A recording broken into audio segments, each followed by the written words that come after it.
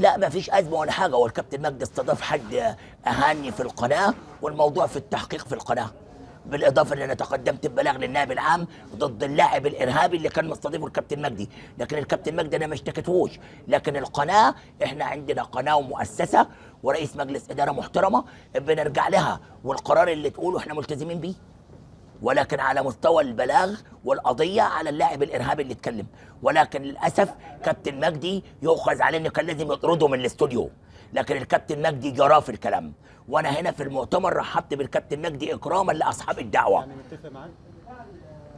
اللي واضح كده، اتفرج على الفيديو، كابتن مجدي تجلى، يتفرج على الفيديو، لو انت لو مش حاسس ان اتفاق انا بسال حضرتك. لا اتفرج على الفيديو، انا بسال حضرتك. لا اتفرج على الفيديو، ده اتفاق مع سبق الاصرار والترصد.